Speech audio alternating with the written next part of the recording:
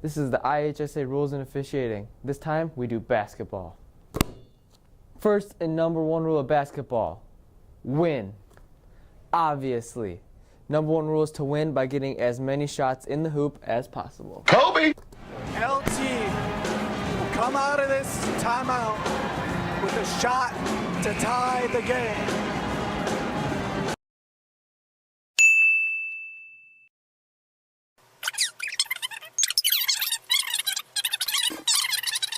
LT in a box.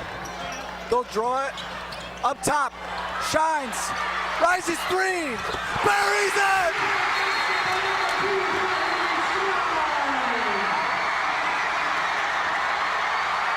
Timeout by Coach Hoder.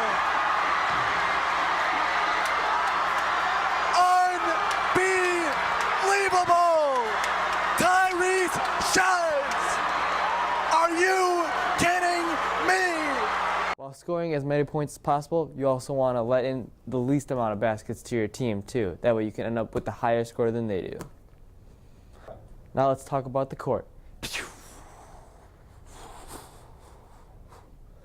The court is 94 feet by 50 feet, with the logo in the middle and the center line dividing the two sides. The three-point line marks anywhere you can shoot from to get a three behind it, while anywhere inside of it will be a 2-point. Free throw line right here is where you go when you get committed a shooting foul against you. The free throw line right here is where you would go when another team commits a foul against you while in the act of shooting. Otherwise, the ball will be taken out down here by the end lines or up here, somewhere down here. Ball gets taken out at the end lines if it's not of shooting foul. The scoreboard will be by the far side of the court, in between both benches. Let's go over to Garbarz for some sports officiating calls and mechanics. Like that. And now we'll go on to the 5 most important calls in basketball. Starting out with stop clock for violation. Blow your whistle once, hand up, open palm. That stands for stop clock for violation. And that normally determines whether there's a travel or if there's just something that doesn't implicate that there's a foul.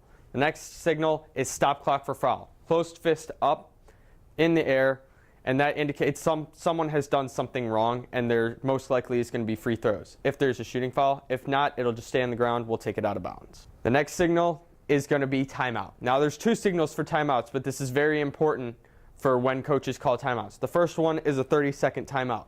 Hands on your shoulders stands for 30-second timeout. Full timeout will be here. Arms at the chest, going out. That is a 60-second timeout.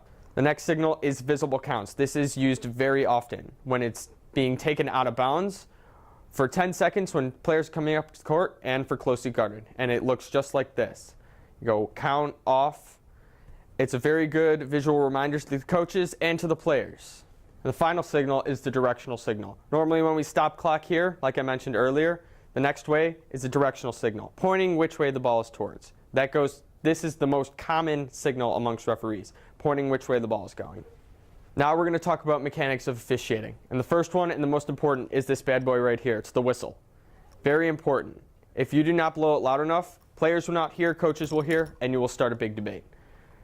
And this is how your whistle should sound. Loud, crisp, and everyone can hear it. The next thing you should do as an official is run always on the court. Hustle. Keep up with the players. No one likes that guy that is standing at half court not looking at the play or is not even close to keeping up with the play and calling a foul that might not even happen. The next thing you should do as an official, strong signals. When you're calling a foul, it's not here, it's here. It's a strong foul and everyone can see it.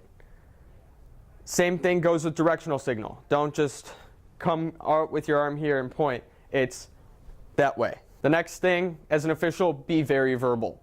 No one likes the official that, has a call but doesn't relay it to everyone else. You could point and everything, but you should do something like this. White! Or blue! Something like that, just to give a nice indicator to both players and coaches so everyone knows where they're going. That's all for me. Ray Sean's going to be talking about positioning for refs. Ray, what do you got for us?